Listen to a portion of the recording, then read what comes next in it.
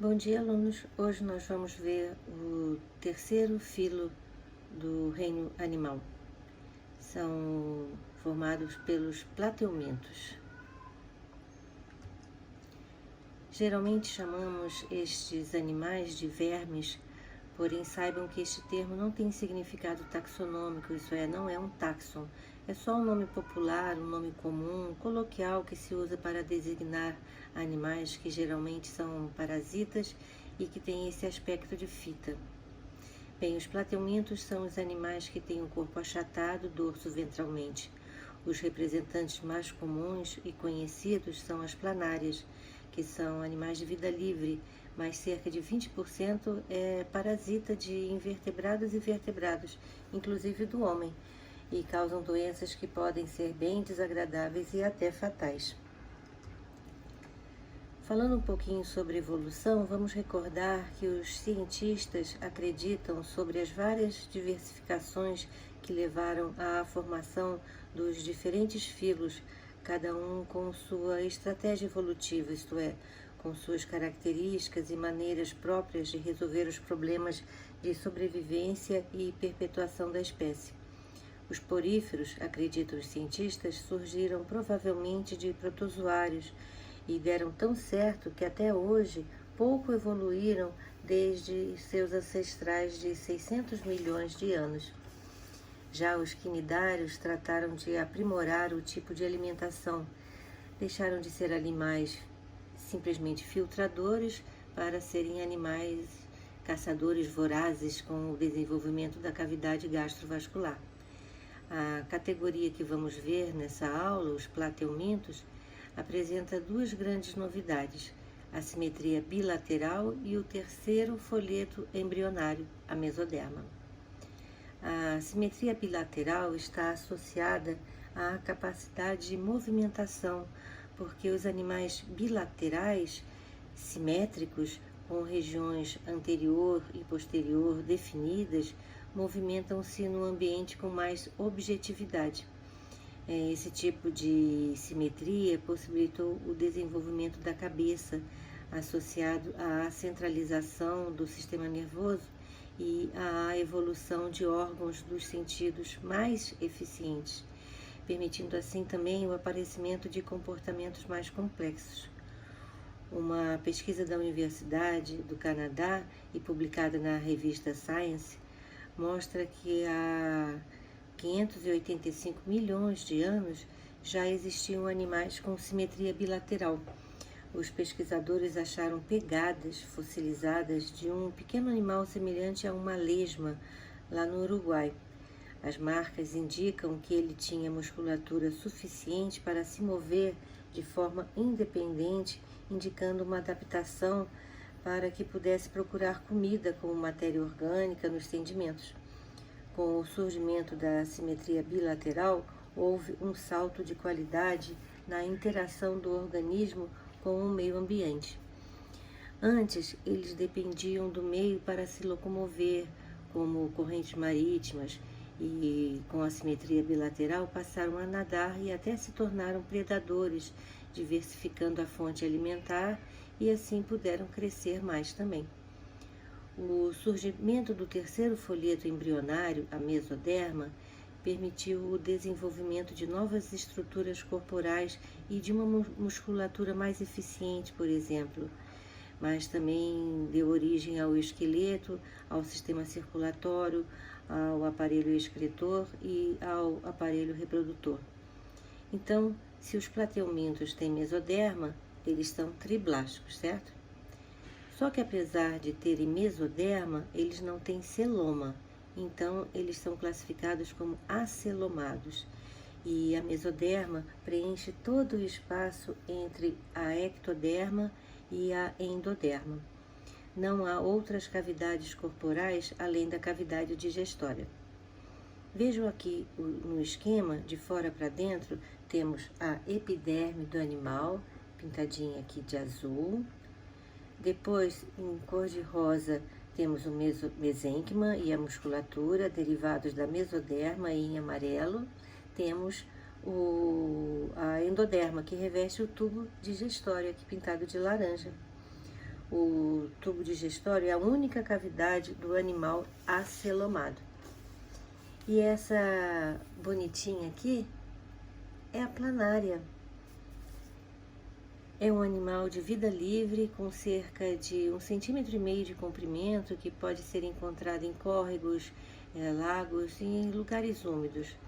Elas se locomovem com a ajuda de cílios que se encontram no seu ventre. Se alimentam de moluscos, de outros vermes e de cadáveres de animais maiores. Seu corpo é achatado dorso ventralmente e possui a boca localizada na região ventral do corpo. Como se alimentam de outros invertebrados, podem até ser útil ao homem na extinção de pragas provocadas por micro-organismos e também por fungos. Elas não causam doenças ao ser humano. As planárias apresentam sistema digestório incompleto, constituído por uma cavidade gastrovascular muito ramificada que se comunica com o exterior através da boca, que está localizada na região mediana ventral. Embutida na boca há uma faringe musculosa que pode ser protraída sobre o alimento, e este pode ser constituído de animais vivos ou mortos. A planária protrai a faringe sobre o alimento e elimina sobre ele enzimas digestórias produzidas por células glandulares especiais da parede intestinal. Assim, o processo de digestão se inicia ainda fora do corpo do animal e a faringe vai então sugar o alimento parcialmente digerido para dentro do intestino, onde a digestão continua. Células da parede intestinal englobam o alimento parcialmente digerido e a digestão se completa intracelularmente. As planárias apresentam, portanto, duas formas de digestão, extra e intracelular, como os quinidários. Os produtos úteis da digestão difundem-se para todas as células do corpo, que é facilitado pela grande ramificação do intestino. E os restos não digeridos são eliminados pela boca, já que ela não tem um ânus. As planárias não têm sistema circulatório, ficando então a função de distribuição dos nutrientes a cargo também do intestino. Vamos assistir agora este vídeo que mostra a nossa amiguinha se alimentando. Vejam a sua faringe protáctil em ação. Ela está procurando alimento nessa massa de cor amarelada. Muito lindinho, né? Nesse tanque aparecem outras planárias que estão se alimentando no momento. Então vamos assistir o vídeo.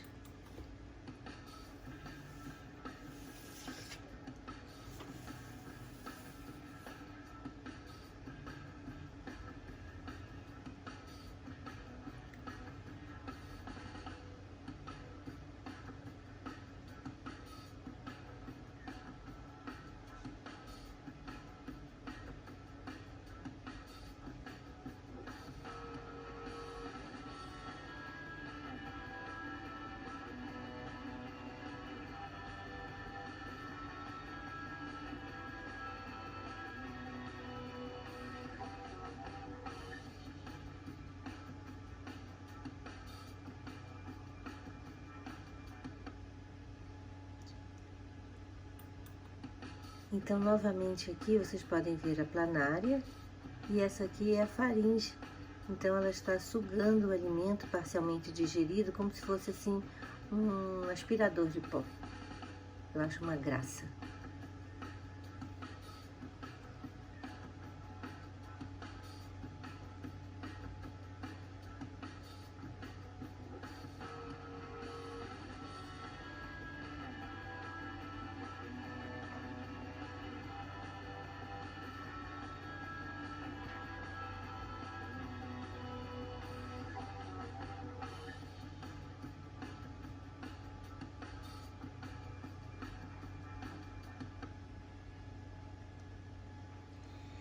Ao longo das laterais do corpo da planária, mergulhado no mesênquima, se localiza o sistema excretor, que é constituído por protonefrídeos. Os protonefrídeos são túbulos ramificados que apresentam em cada extremidade uma célula especializada na absorção de água, excreções acumuladas nos espaços entre os tecidos corporais também. Dependendo da espécie, a célula excretora pode apresentar um único flagelo, então ela é denominada solenócito, ou um conjunto de flagelos que recebe o nome de célula-flama. O batimento desses flagelos impulsiona o líquido absorvido pelas células excretoras nos condutores excretores que se abrem em poros excretores, os nefridióporos, que se situam na lateral externa do corpo do animal. Apesar de terem um sistema excretor, boa parte da excreção dos plateumintos é feita também por simples difusão através da superfície corporal. As planárias, como os demais plateumintos, não têm órgãos ou sistemas especializados em realizar trocas gasosas. O gás oxigênio e o gás carbônico são, respectivamente, absorvidos e eliminados por difusão, que ocorre por toda a superfície epidérmica do animal. Esse animal, então, apresenta respiração cutânea, da mesma forma que os quinidários. O sistema nervoso da planária é constituído por gânglios cerebrais, que estão localizados na região anterior do corpo. Deles partem 2 cordões nervosos que percorrem longitudinalmente o corpo do animal. Dos cordões nervosos partem prolongamentos de células nervosas, os nervos, que chegam a todas as regiões do corpo, controlando os músculos e recebendo estímulos captados por células sensoriais. Em algumas planárias, os receptores que percebem luminosidade organizam-se em órgãos visuais primitivos, chamados de ocelos, que informam ao sistema nervoso sobre a intensidade e a direção da luz, mas não são capazes de formar imagens. Não são olhos, são ocelos, só percebem a luz. Os gânglios cerebrais dos plateumintos constituem um centro integrador das informações captadas pelas células sensoriais e conduzidas pelos nervos e cordões nervosos. Essa centralização do sistema nervoso representa um avanço em relação aos quinidários, que, como nós já vimos, tem uma rede nervosa difusa, sem nenhum órgão integrado, nenhum órgão que integre as funções nervosas. A reprodução das planárias pode ser assexuada por fragmentação do corpo. E como é que isso acontece? A parte posterior do animal, eventualmente, adere a algum objeto submerso e os esforços da planária para libertar-se acabam por rompê-la, deixando pedaços para trás. E graças à sua capacidade enorme de regeneração, ambos os pedaços do corpo recompõem as partes que faltam e assim surgem, assexuadamente, novos indivíduos. Se uma planária for cortada transversalmente em laboratório em pedaços de até 1/10 do seu tamanho, cada pedaço pode regenerar um indivíduo completo. Em laboratório, sob condições naturais de temperatura, oscilando entre 23 a 26 graus Celsius, que corresponde ao período de inverno na região Nordeste, o tempo de regeneração varia de 14 a 23 dias. Mas as planárias também se reproduzem sexuadamente. E como é que isso acontece? Bem, as planárias são monóicas, isso é, cada indivíduo apresenta sistema reprodutivo de ambos os sexos, masculino e feminino. A parte feminina do sistema reprodutor compõe-se de um par de ovários, cada um deles ligado a um tubo fino, o oviduto, por onde os óvulos maduros se deslocam rumo ao exterior. Nos ovidutos desembocam glândulas vitelínicas responsáveis pela produção de células repletas de substâncias nutritivas, o vitelo, que vai alimentar os embriões em desenvolvimento. Os ovidutos unem-se para formar a vagina, que é um ducto que desemboca no átrio genital, uma bolsa comum aos dois sistemas reprodutores. Alguns plateumintos apresentam útero, que é uma região dilatada da vagina onde os ovos maduros ficam armazenados até ser eliminados do corpo. A parte masculina do sistema reprodutor da planária compõe-se de alguns testículos, cada um deles ligados a um tubo que conduz os espermatozoides até os ductos deferentes. Através desses ductos, os gametas masculinos chegam até o órgão copulador, o pênis, situado no átrio genital. Nas planárias ocorre a cópula. Nesse processo, dois indivíduos sexuadamente maduros se unem e justapõem os poros genitais, cada um introduzindo o pênis no poro genital do parceiro. Após a troca de espermatozoides, os animais se separam e cada planária, os espermatozoides recebidos do parceiro percorrem os ovidutos, onde se encontram com os óvulos fecundandos. Os zigotos formados na fecundação se reúnem com células nutritivas ricas em vitelo produzidas pelas glândulas vitelínicas. O conjunto é envolvido por um casulo de cor amarronzada, escuro. Os casulos são expelidos pela abertura do átrio genital e fixados a substratos submersos, em geral folhas de plantas aquáticas. Nos casulos, os embriões desenvolvem-se em pequenas planárias semelhantes aos pais, alimentando-se do vitelo acumulado nas células nutritivas. As planárias têm, portanto, fecundação interna e desenvolvimento direto, isso é, não formam larvas. Aliás, vamos fazer aqui um parêntese porque muitos alunos se confundem. Temos na natureza dois tipos de reprodução: reprodução assexuada e reprodução sexuada. Temos também dois tipos de fecundação: a fecundação interna e a fecundação externa. E também dois tipos de desenvolvimento: o desenvolvimento direto e o desenvolvimento indireto, ok?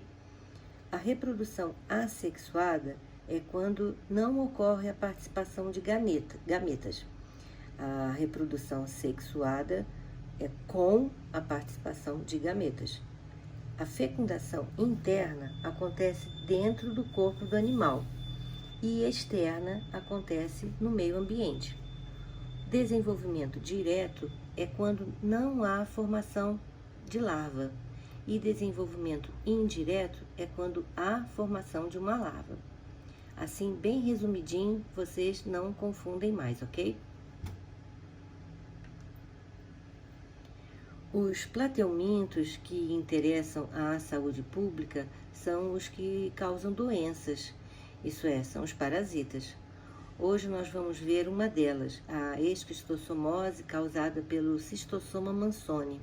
E na próxima aula nós vamos falar sobre a Taenia solium e sobre a Taenia saginata, que causam teníase e cisticercose. Mas primeiramente vamos entender alguns termos importantes.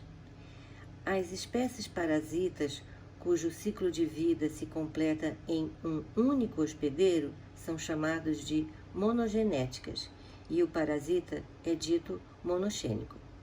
As espécies parasitas que necessitam de dois hospedeiros distintos para completar o seu ciclo de vida são chamadas de espécies digenéticas. E esse é o caso, por exemplo, do Schistosoma mansoni, causador da esquistossomose, que em seu ciclo de vida há dois hospedeiros, os seres humanos e um molusco. A Taenia solium também é uma espécie digenética, tendo como hospedeiros seres humanos e porcos. Nós vamos ver na aula que vem. O hospedeiro em que ocorre a fase adulta, isso é, sexualmente madura, de um parasita digenético é chamado hospedeiro definitivo, enquanto aquele em que ocorre as larvas, a fase larval e sexuadamente imaturo, é chamado de hospedeiro intermediário. No Schistosoma mansoni e da Taenia solium, a hospedeira definitiva do verme é a espécie humana, ao passo que os hospedeiros intermediários são o caramujo e o porco, respectivamente. Então vamos ver a primeira verminose, esquistossomose, também chamada de cistose ou vulgarmente conhecida como barriga d'água. O causador, isso é, o agente etiológico, é o Schistosoma mansoni.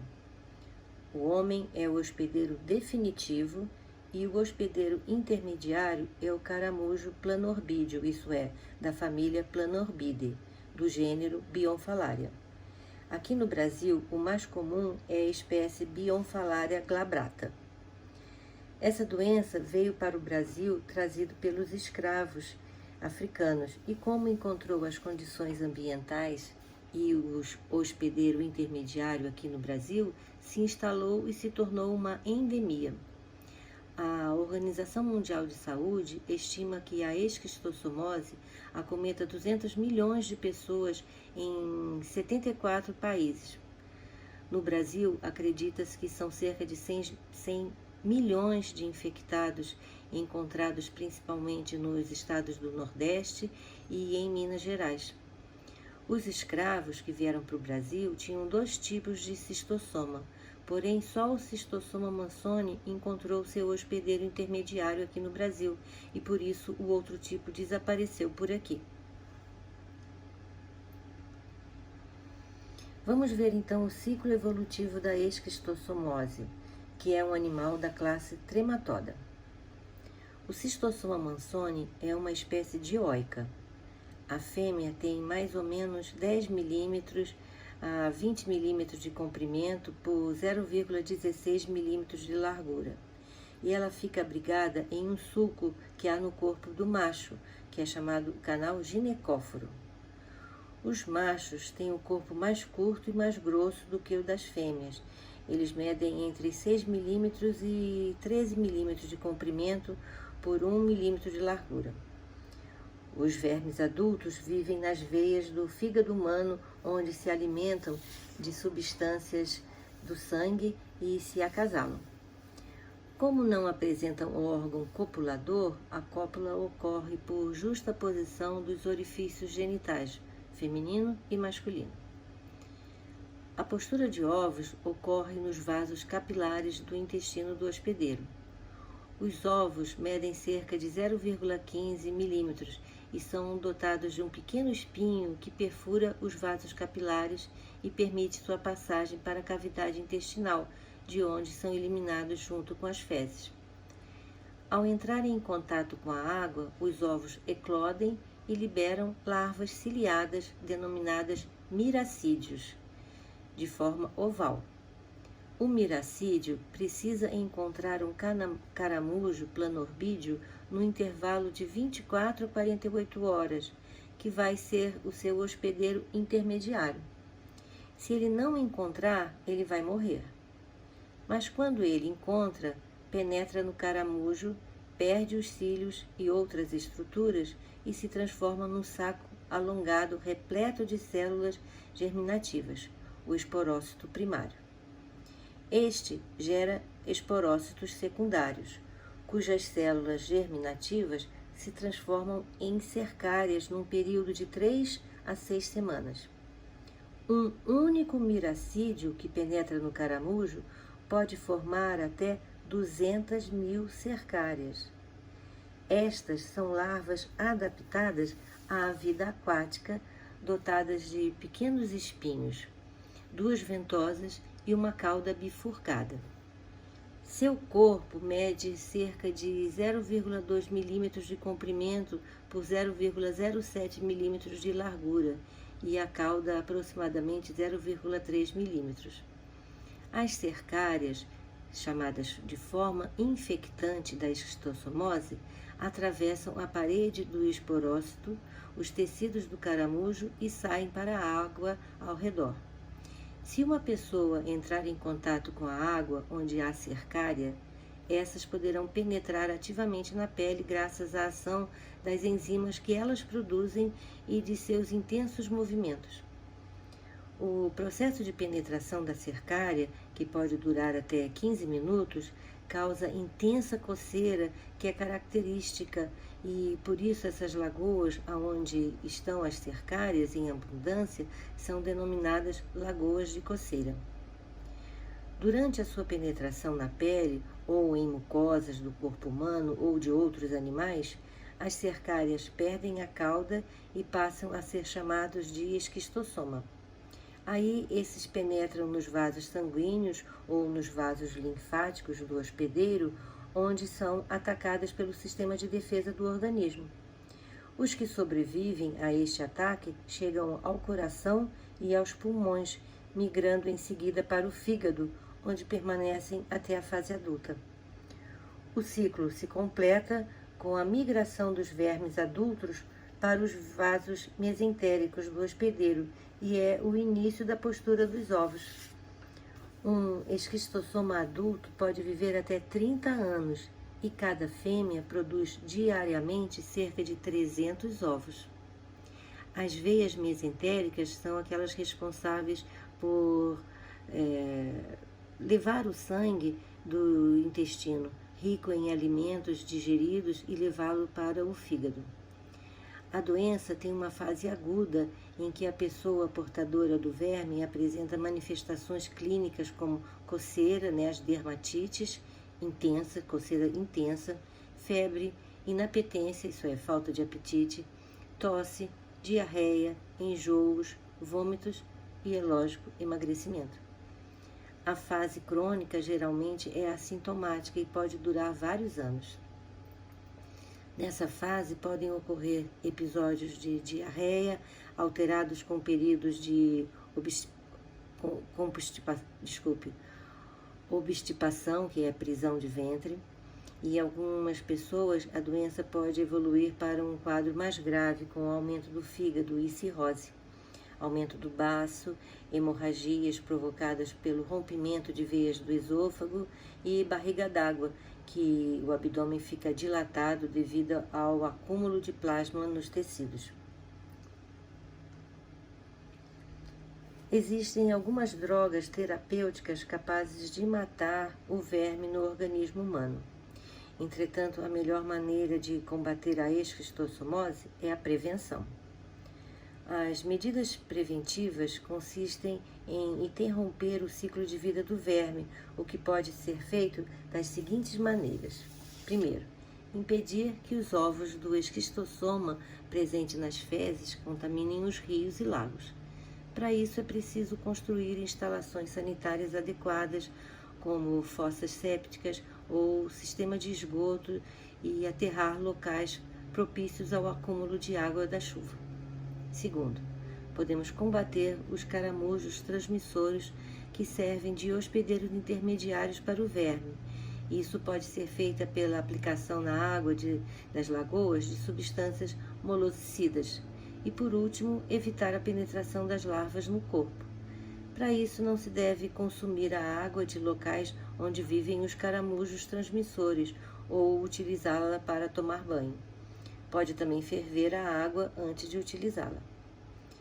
Atualmente, têm sido feitas experiências de criar peixes, como a tilápia, por exemplo, em lagos em que há caramujos, pois se sabe que os peixes comem as cercárias. O diagnóstico da esquistossomose é simples. Exames detectam a presença de ovos do parasita nas fezes. Os ovos são muito característicos porque eles têm esse tipo de espinhozinho que os torna facilmente reconhecidos. Os caramujos infectados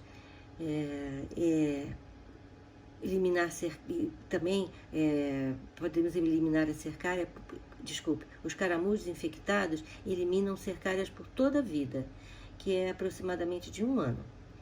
O horário no qual as cercárias são vistas em maior quantidade na água e com atividade maior é entre as 10 e as 16 horas, quando a luz solar e o calor são mais intensas. As primeiras horas na água são o momento no qual as cercárias estão mais infectantes, depois elas vão ficando mais fracas e podem morrer. As pernas e os pés são os pontos mais frequentemente invadidos e não há necessidade de haver feridas na pele para que elas consigam penetrar. O passeio, vamos dizer assim, das larvas pelo corpo humano pode passar pelo coração, pulmão e por fim, o fígado, dura vários dias. O ser humano infectado começa a eliminar ovos a partir de 5 semanas após a infecção. Se não tratado, o indivíduo pode permanecer eliminando ovos por até 20 anos e não existe vacina ainda. Se o contato com a água for inevitável, é aconselhável usar botas e luvas de borracha. O período de incubação da esquistossomose, ou seja, o intervalo entre a contaminação e os primeiros sintomas da doença em si, é de aproximadamente 2 meses, que corresponde à fase de penetração das cercárias, seu amadurecimento até a forma adulta no interior dos vasos sanguíneos do hospedeiro definitivo. Ao contrário do que ocorre na fase aguda, as complicações relacionadas à esquistossomose crônica são mais comuns em áreas endêmicas, isso é, características dessa doença, onde os indivíduos estão em maior risco de uma elevada carga de parasitas e contaminações frequentes. Porém, é importante salientar que nem todos os pacientes contaminados desenvolvem sintomas da esquistossomose crônica. Alguns pacientes permanecem contaminados, eliminando ovos nas fezes, mas sem apresentar sinais da doença. A forma crônica inicia-se a partir do 6º mês após a infecção, podendo durar anos. A gravidade da forma crônica está relacionada com a quantidade de parasitas e a localização onde eles depositam seus ovos. A esquistossomose crônica é causada pela resposta imune do organismo aos ovos, resultando em intensa inflamação dos tecidos acometidos e evolução para a fibrose, que é a substituição do tecido normal por tecido cicatricial. Como eu falei, o diagnóstico é feito através do exame de fezes, porém o parasitológico só costuma detectar ovos após 6 semanas de contaminação. Se há a suspeita de esquistossomose e o exame de fezes for negativo, a biópsia do reto, que é a porção final do intestino, pode detectar ovos também. A sorologia contra o Schistosoma mansoni pode ser uma opção quando a suspeita diagnóstica é forte, mas não conseguimos detectar ovos nas fezes por algum motivo. É importante salientar que o saneamento básico é a base de todo o sistema de saúde de um país. O aumento de doenças infecciosas e contagiosas aumenta proporcionalmente à falta de saneamento e, inversamente, é a mesma coisa. As incidências de doenças infecciosas que levam à queda de produtividade, aumento dos custos, aumento da conta em saúde está totalmente ligado justamente à presença ou ausência de saneamento básico. Sabe-se que a cada real aplicado em saneamento básico se tem uma economia mínima de R$ 4,00 na saúde. Prevenção é muito mais econômico e faz muito mais sentido porque resulta em uma população mais saudável e com qualidade de vida bem melhor. A informação e a educação são primordiais neste aspecto. E agora, vocês também já podem ser disseminadores de conhecimento, ok? Na próxima aula, vamos falar sobre as outras doenças causadas por plateumintos. Até lá!